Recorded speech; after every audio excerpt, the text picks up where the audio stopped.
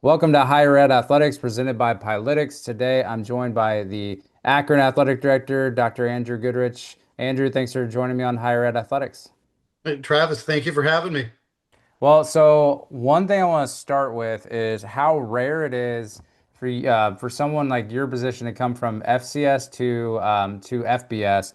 And I keep selfish plug for D1 hiring trends and tracker on my website, but I do track this stuff. Did you know out of the last since tw January 2020, there's been 100 hires of FBS athletic directors. Can you guess how many were FCS ADs or just FCS in general in the immediate prior job?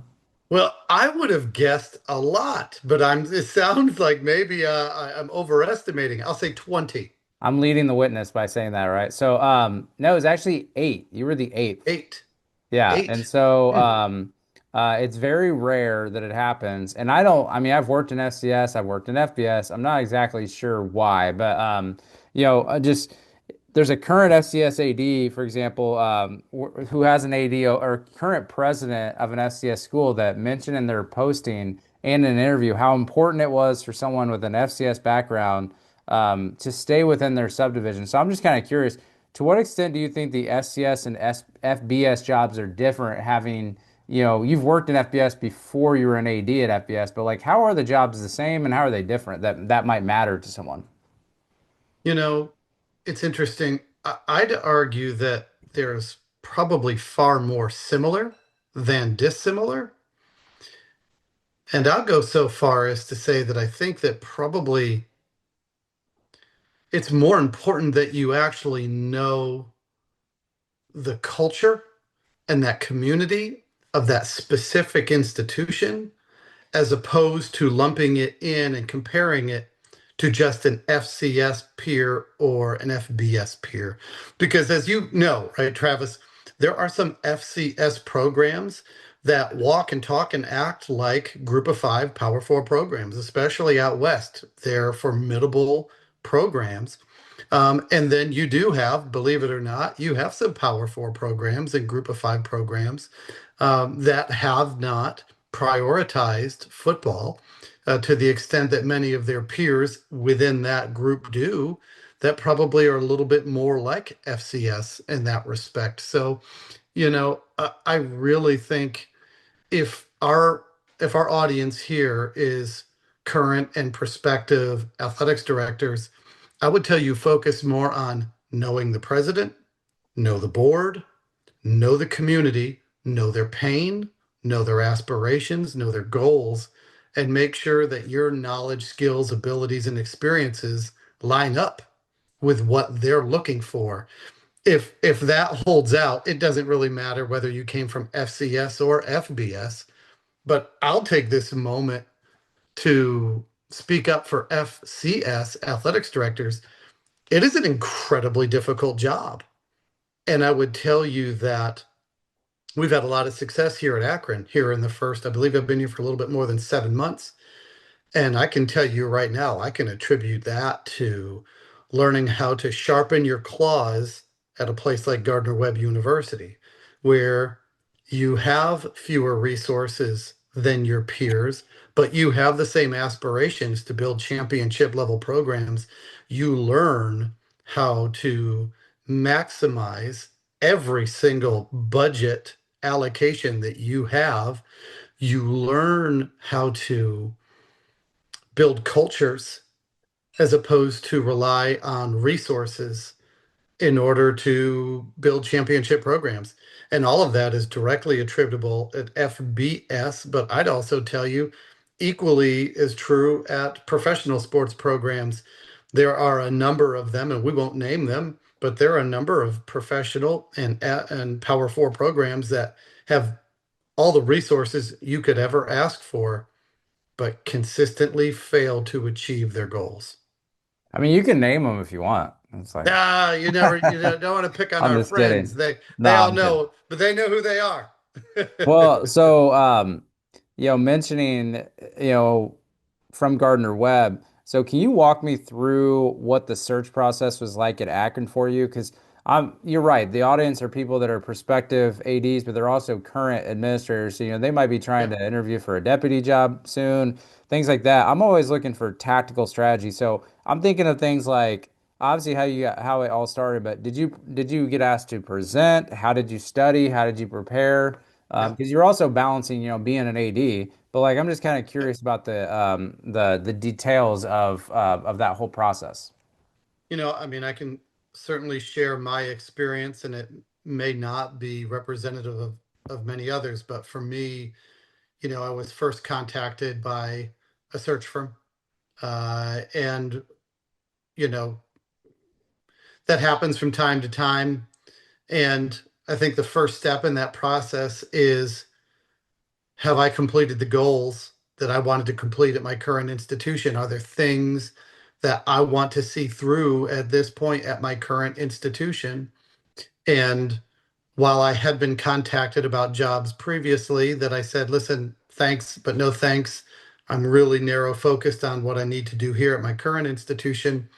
On this particular occasion, I had felt like we had wrapped up a couple really big things that we wanted to do. And I was feeling a sense of, you know what, you were definitely, if you were to go, you would left this place better than how you found it. And then so at that point I kind of said, let me do a little bit of research and see more about this.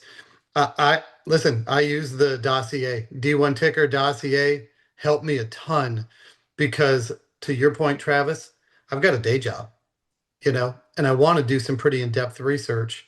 I'm sorry, shameless plug because it works. It's really effective. I was able to evaluate all of the sports programs. I was able to evaluate their budgets, and just get a sense of where they were. And so I can understand the challenges that may lie ahead. Uh, and then I think after that, when you start to engage in the conversation, say, yes, I'm willing to have that conversation. I ended up meeting with a group of campus leaders at Akron. I met with a group of athletics department leaders. Uh, did not present per se, but rather went through a group interview process. And then after that, of course, we met with the board of trustees, some representatives of the board, and then met with the president himself. And at the conclusion of that, you know, if there's something that you want to present, I think, is you want to be really clear with what you believe and where you want to take that program and make sure that everyone believes what you believe because if they don't believe what you believe, it doesn't make them bad persons, doesn't make me a bad person. But if we don't believe the same things, we're never going to be able to accomplish our goals. And so I think it's really important to be able to share, know who you are, know your values, know your beliefs, know where you want to take that program, articulate that very clearly so that they can make a good decision on whether you're a good fit. I in hindsight, you look back, I don't know that I'm a good fit for Akron, but they know Akron better than I know it. So they determined, you know what, we think in this instance, Andrew was a good fit for us. 7 months into it, I can tell you, yeah, I feel pretty good. I think this worked out very well. That's good. Was there I'm always curious about, if college AD or D1 ticker somehow, finds out who's interviewing.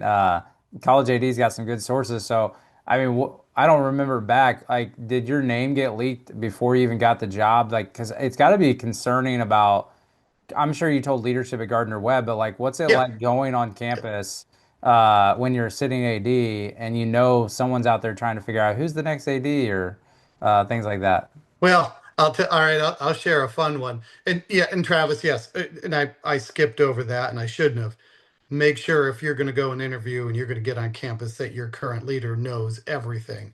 And I will say, yes, that happened, and they were very supportive, and so that listen, I think that made me feel a lot more comfortable to go and just have that conversation, knowing that, hey, if this isn't the right place, come on back, and we'll just keep right on rolling. Everything will be fine. But to your point, I don't think it got leaked. Again, you can, as the candidate, you can help prevent that by keeping your mouth shut. You don't need to be telling everybody in the world you're going on campus to interview. For me, I got one or two people who I really know and trust, and I want their opinion. I want them to evaluate it independently from a different perspective. And those people who I knew and trusted said, "Yeah, I think you ought to go do this." But when I got here, as I went to go meet, how deep do I want to share this? Uh, when I went to go meet with one of our coaches, I won't say which one. I go meet with one of our coaches. Uh, that coach said, "Hey, this might be really random, but one of your student athletes is on this campus right here, right now, in my office because this person was in the transfer portal. Do you care whether this person knows?" And I said, "Yeah, I do care. I do not want this person to know that I am also here." So we had to do a little bit of maneuvering. And then later we had that conversation like, "Yeah, I was there on the same day as you were." Oh, wow. So they ended up going to Akron? They did not. They went Okay. somewhere else. And I now, in hindsight, I probably blew it. I should have jumped in the room and said, "Listen, if I come here, you should come here too." Yeah, yeah. Well, I think that's awesome. The next thing I want to ask you about, and I'm sure it came up in your group interviews, and I'm sure it gives you credibility, but you have a doctorate degree. You know, the running joke on this podcast is I started this podcast when I got into my doctorate program, and now I'm, on year 6, and I'm just now getting to the dissertation, and it's like, am I ever going to finish this one day? But kind of, can you tell me about what your discipline was? What made you want to pursue a doctor? I know one of your mentors, which we'll get to, that you work for, has a doctorate too, but I'm just also curious, like how you think having a doctorate helps an AD on an when you're at an institution. You know, I got to tell you, so we'll get to Dr. White. When I was a student at the University of Notre Dame, he was my professor and he helped me build a roadmap. And one of those things on that roadmap was to earn a PhD. When I got to the University of South Florida, I had just graduated from Notre Dame with my MBA, and didn't expect to get into the doctorate program right away, but we were doing a NCAA certification. And Those are while I, fun. yeah, Yeah. those are fun. Those are I've fun. led one of those. It's Eh, eh, well, it was very educational. Here I am.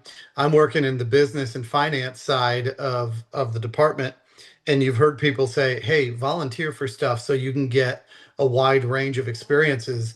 I went to the AD and said, "Hey, listen, I'd like to volunteer and be a part of something." And they said, "Hey, this NCAA certification is, a lot of work. If you can volunteer your time." So I started volunteering, doing a part of that.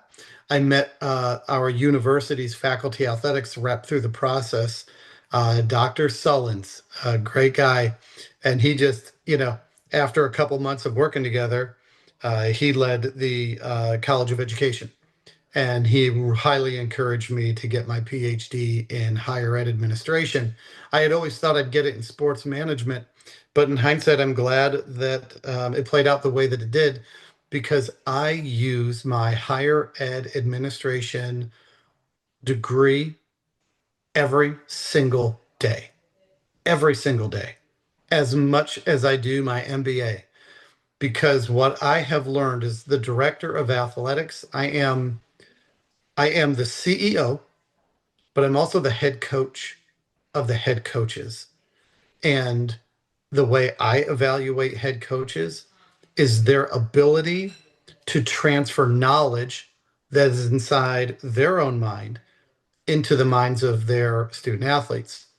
And I am equally responsible to take the knowledge that I've acquired and get it into the minds of our coaches and staff so that they can be more efficient and effective.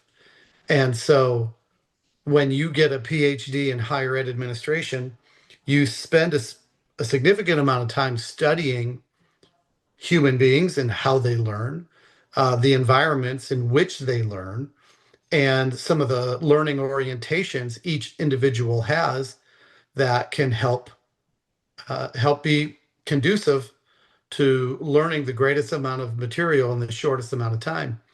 And you know, while so many people, so many of my classmates were focused on teaching people mathematics and history and law and science, I end up teaching leadership and management philosophies to coaches, and we use it every single day. Yeah, so that's encouraging because I was, decided between do I do a third degree in sport management for my doctorate or do I do higher education? So mine's in higher education at IU. And so I had to go through quals recently, and my quals topic was faculty shared governance and the history of it and major issues in it. And yeah, it was, I mean, it's a lot and it's a very foreign world at sometimes when you're coming from athletics. I spent 10 years in college athletics before I switched over to university administration. And yeah, so that maybe I made the right decision. So that's helpful. I mean, because I agree, like I wouldn't have had an institutional research class in my if I didn't do that. I wouldn't. I mean, that type of stuff helps you. And I also think just your credibility as a cabinet member, I'm sure goes up a little bit for some people that maybe have mixed opinions about athletics and maybe even mixed opinions about a PhD in sport management. Yep. Hey, listen, I can tell you, the more that you can understand your teammates, whether you're a football player or whether you're on university cabinet, the more effective your organization is going to be. To your point, Travis, I love being able to sit at university cabinet meetings and be able to contribute and help them achieve their goals. And at the same time, it does offer a tremendous amount of credibility across campus with faculty and staff, knowing that the director of athletics put in the time, energy, and effort to earn a PhD similar to them. And, especially in this day and age where the world is changing so quickly. And then, one thing that we've pointed out on our campus that we understand that for roughly the first 250 years of higher ed in the United States of America, demand for higher education exceeded the supply, right? It's a role reversal, Oh, it's right? flipped. Yeah. It's totally flipped. So now we have to flip our approach, and we've got to find a way to be able to use some common sense uh, business tools, but also really learning how to leverage athletics in a way we've never done before to make sure it's helping us meet and achieve university goals and grow enrollment. Well, so you talk about being the head coach of the head coaches. We're coming off this. Recording this in December.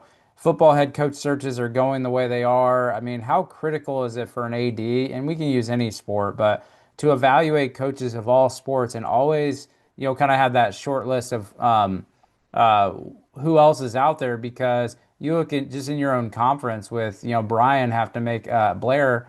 He made a quick hire and quick decision after his coach, late in the carousel leaves for UConn, and that's a testament to the success that Toledo's had. But if you guys have a really good year at Akron in any sport, your coach could be gone, whether they love it there or not, and you have to be all ready to kind of pull the trigger on a new hire. So like, how important is that? And then I'm also curious about the data points when you're looking for a new coach. Like, how are you doing that type of look? Yeah. Listen, I think you use the word evaluate. Um, and I'll say, yes, it's important to evaluate your head coach in each sport, but maybe I'll say it this way. It's important to have an honest, good working relationship where you have a shared goal and a shared vision and a shared strategy for how you're going to get there. I'd like to do that with every single sport, regardless of its television popularity. So I meet, even though I am not the primary sport administrator for every sport at Akron, at the conclusion of every season, I do meet with every single head coach. We talk through everything. Uh, and it's important for so many reasons, but I'll highlight these. One, that human being who is the head coach wants and needs to know that you care about them as a person, that you care about that program, and that you are mentally, physically, emotionally, spiritually, and relationally invested in that program. And when you have those conversations with those coaches, and you understand what's happening within their program, if in the event they were to leave, you have a much better understanding of the culture and landscape of the current roster, so that when you do go and find that new coach and you're evaluating those candidates, you can select someone with the appropriate fit in addition to the knowledge, skills, abilities, and experiences that you're looking at. So we do that for all sports. And I do think the secret sauce in that, the hidden thing is, we tend to believe that, your women's golf coach doesn't have anything to do, it doesn't have anything in common with your football coach. It's not true. They are battling a number of similar issues. At the end of the day, they're trying to get their student athletes to perform their best, right? And so we're looking for results, knowing that results are predicated on behaviors, behaviors predicated on culture, and culture comes from leadership. And so, as you sit down with, say, your women's golf coach or your men's baseball coach, and you get to understand their leadership challenges, inevitably, as you're talking with your basketball coach or football coach, you're going to identify ways to be able to help them be more efficient and effective in their coaching and in their strategies.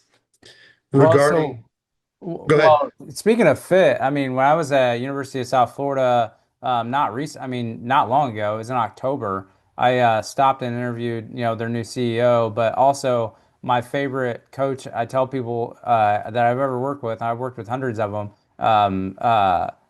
Was is the baseball coach at Mitch Hanna's the baseball coach at USF now. We were together at Indiana State, so he invited me out to practice just to watch, and we talked, like an hour before that. But then his softball coach comes up, and legend there, he may probably was the coach whenever you were there.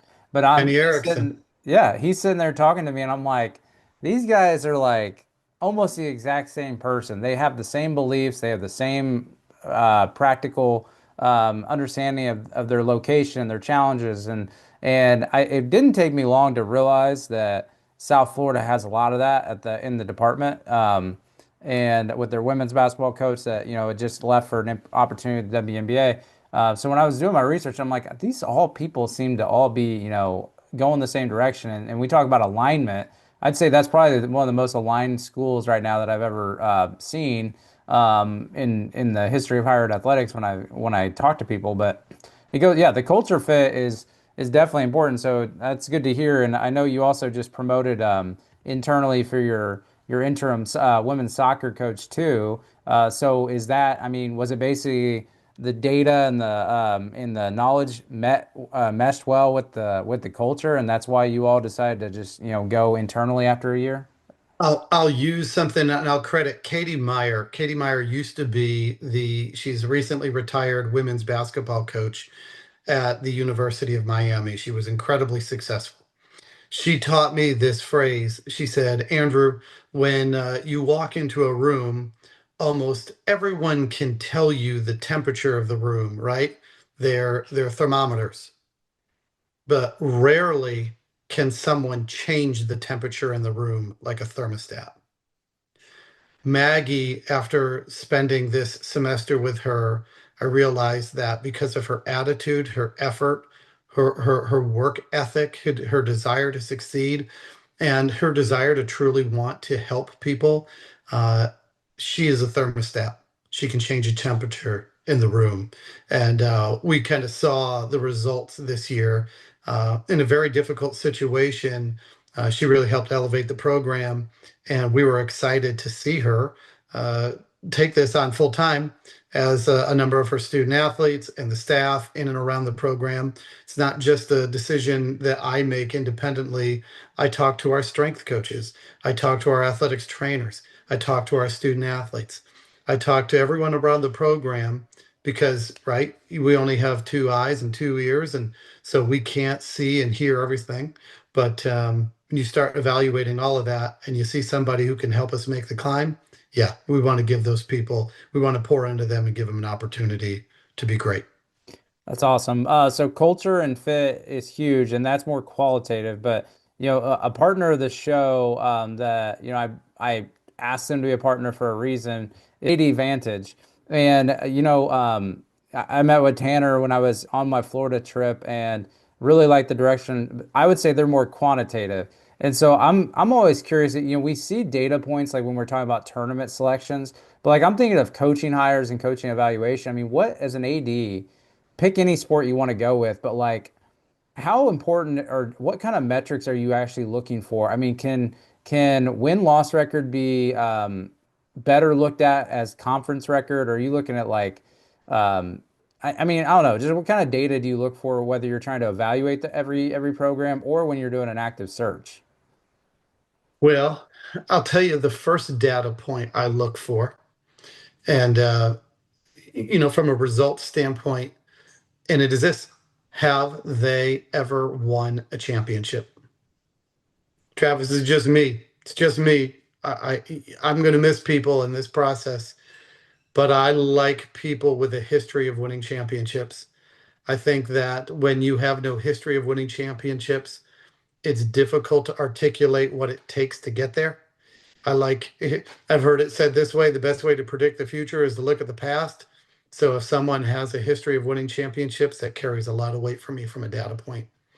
When you get into the wins and losses, it's not all apples to apples. Sometimes it's apples to oranges. Did somebody win 5 games and have no NIL versus someone who won 7 games and had a significant amount of NIL? Are those two coaching performances the same or different? Right. So gosh, I forgot who said it. One of our famous presidents said there's lies, and there's damn lies, and there's statistics, right? I think it was maybe Teddy Roosevelt who said that. You can fact check me. But yes, you want to look at data, and data is very important, but it is one component in that search. And so uh, yeah, I care deeply about the math. And if you don't have the numbers, you're probably getting eliminated, right? Like young people will call and say, "Hey, I want to be your head football coach," and I'll find out that in your career you won 4 games and lost 38, and I can't sell you. I think the thing is, I can't sell you to a board. I can't sell you to my alumni. I can't sell you to my president because the numbers don't support it. So I guess to a certain extent, Travis, yeah, the numbers are very important. They qualify you and get you deeper into the process. And then once you get deep down that funnel, you rely more on qualitative than quantitative at the very end. Yeah, that's what I was thinking is it's almost like a filter. It's like, well, you got to have some good data points to get to the qualitative because you're right. You can't sell someone on a vision, especially whenever coaching tenures and the patience of a board or a president or a fan base is shrinking. You can't give someone in any sport 3 years because you've got the Coach Signettis of the world that turn things around right away. You've got access to the transfer portal, so rosters are almost new every year. It's just, yeah, I feel like patience is thinning. So yeah, I see it as more of a filter. We don't all have our own ESPN stats and info where you can like filter every single possible thing to tell you how great people are. But yeah, I'm sure there's some data points out there that do matter. So yeah, I need to find out who to attribute that quote to because that's a good one. Stats can lie, in my opinion. They sure can. So, I mean, I could schedule the easiest schedule ever and go off my winning percentage, but you pull up my conference or my peers that I or aspirational peers and margin of victory. I mean, I think that stuff is all important. Yep. Okay, so I do before we get to kind of in this conversation, I also want to shout out your head basketball coach. So he is from the hometown of Danville, Indiana, where this podcast is being recorded from. And so Awesome. I went to your Purdue game, and I had told you this. I married into Purdue season ticket holders. Even when I was at IU athletics, I was still going to Purdue games as my wife won't go to the weeknight games. It's like it's too late for her. And so I went, and I mean, you guys had a lot of people nervous in Rossade, or not Rossade, Mackey, because you guys have some ball players. I mean, these guys are big. They could shoot the three. I mean, I think it was like within a two possession game, most of the first half and 5 minutes into the second half. But they were ranked one at the time. They're still ranked like five or something right now. He's been a steady hand, I think, there. But talk about the potential you see this year in your men's basketball program in the world of NIL and house settlement and March Yeah. Madness as we head into the new year. I'll start with maybe the most important part of this. These young men are incredible off the court, right? Yes, we are winning games and we're playing a high percentage and if everyone stays healthy, have a really good opportunity to get to the NCAA tournament for the third time in 3 years. But that being said, this is a group of young men who are totally aligned, have incredible character. We caught them spending their own money going out at a local grocery store doing a turkey drive for Thanksgiving for less fortunate people. Was awesome. Awesome. All led by the students, led by the student leaders and captains. Really great. One of our donors said, "Hey, I know you. What are you guys all doing here?" Then threw a couple bucks towards the effort. And it kind of got out that way. That happens because of Coach Gross and those assistant coaches. They've created a culture of competitive excellence that any athletics director in America would be proud to be a part of. And I think because of that, you see them succeed on the court and off the court. But then beyond that, we have incredible donors. We have an incredible family around this program. Bud Wentz, if you know our Akron family, has been so incredibly supportive. And not just monetarily. Yes, he's a donor and he does help us in that capacity, but he is a shrewd businessman. He is smart and he helps us evaluate talent. He helps us identify talent. And by having somebody of his caliber, I think it gives us a unique advantage to be able to recruit, retain, and develop incredible student athletes here at the University of Akron. That's why I think you've seen us sustain this success. And I'm really positive, feel really good, really confident going forward with this group that the University of Akron is going to make some noise in this big dance. Let's go. Yeah, I like that you started off by saying how great of people they are because I tell people so I was at Indiana State Athletics as the director of academics whenever we went to the 2 years ago the basketball program lost at a rimmed out shot of the NIT championship at here in Indy. And a lot of people think that the Missouri Valley should have been a two bid league that year and that we should have got in with Drake. And I tell people I've worked with a lot of athletes, a lot of teams. That was probably the favorite group of athletes I've ever been around because of the people they were. And then the transfer portal happened. Their coach left.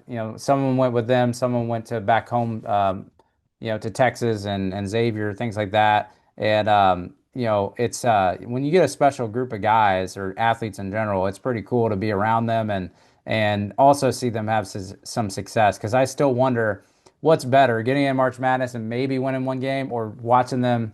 We were fortunate. We were at Indiana State, so we stayed in Indy because the whole NIT championship, their whole NIT run was in Indiana. Remember And that. I got to be around them at the hotel, getting them through finals week and scheduling for the next semester. And, a lot of them were graduating. So it's just always good whenever you can kind of like humanize your athletes a bit. And sometimes it's hard to do that. But whenever you can combine that human element with their success, it makes it even more special. So I'll be rooting for Yep. you guys because I thought they were now that I hear that, but also it was I mean I haven't seen people that tall line up against some of the Purdue players because usually they got these 7'5" guys. Listen, Purdue is humongous. Oh my I gosh! mean, and they're Every they're year they produce a new amazing. 7-footer. But I do recognize, and I think it's something that we took pride in. We have so much respect for Purdue, their head coach, and that program.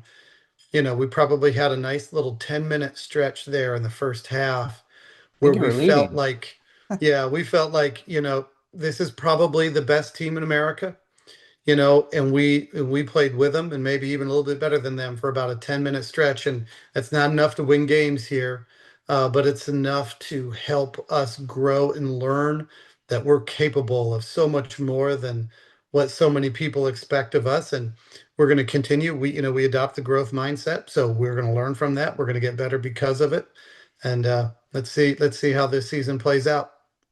Well, one last, I guess, relevant topical question, and then I want to get, then we'll close out the conversation. But, we just saw a school publicly come out, announce a partnership for a uniform patch. This is something I did a project in my doctorate actually on like uniform sponsor patches 2 or 3 years ago, and we potentially in January might have that, and we're starting to see more people name either their fields or their stadiums.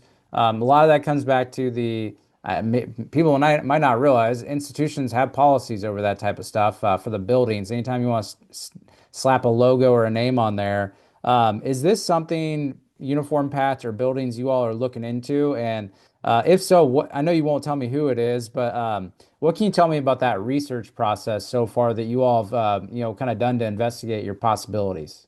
Yeah. So I would tell you, Travis, we have somebody ready to go. So if and when that's ready to go, we have someone who wants to participate. What we still have to determine, we just saw UNLV. They released theirs.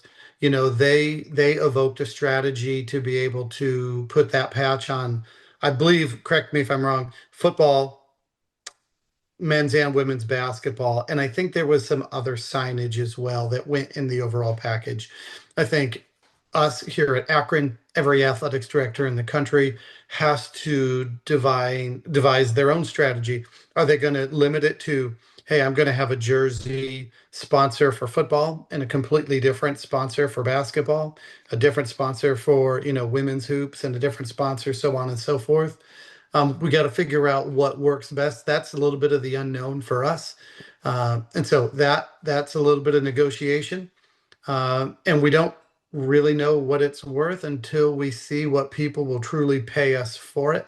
But knowing that the jersey is going to be seen predominantly on television, whether that's linear or digital, I think it's going to draw big opportunities for programs. And then beyond that, how do you market it inside of your program, right? Here I am, I have a student athlete.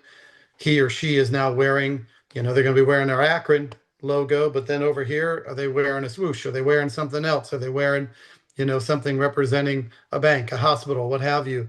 Um, how much of that is going to contribute to the NIL? I think that's an important question that you have to be able to answer for your student athletes so that, they get buy-in as well.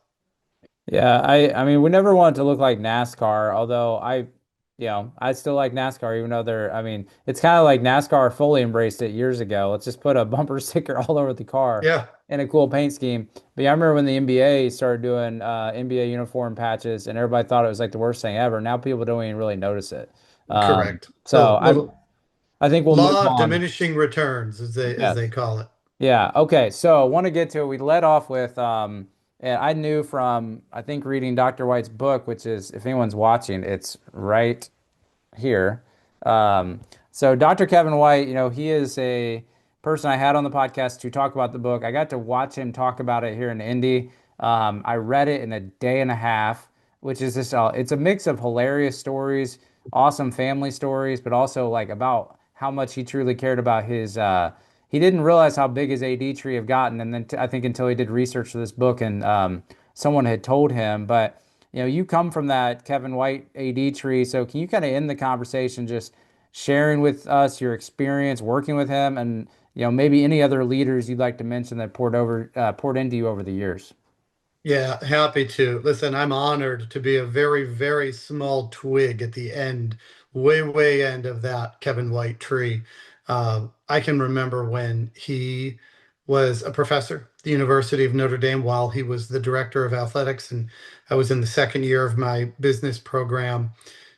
He taught an athletics administration course over 15 weeks, and I was one of those students. And at the conclusion of class, and I remember the end of the semester was winding down, he he had made us construct a roadmap and say, "This is your roadmap. You aren't going to get where you want to be unless you're intentional about how you're going to get there."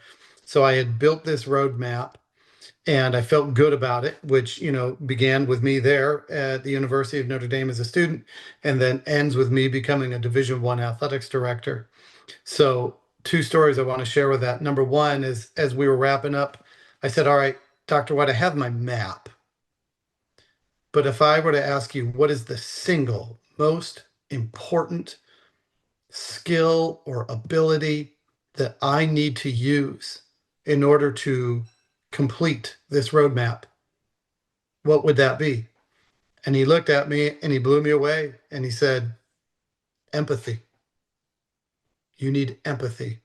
Every single person that you're going to work with on this process is going to be striving and working and struggling and try to overcome challenges. You're going to have to find a way to empathize and work with them and understand them in order to help them achieve their dreams and your own." And I was kind of stunned by that because I really thought it was going to be something you got to have negotiation skills. You got to be able to get the best deal for your team. And you got to be able to, the best skill is you got to be able to know how to hire. That's your best skill. I really expected that type of answer. And I can remember walking away from that conversation and going, man, I, I'm not sure I really get it, but okay. So here we go. 17 years later.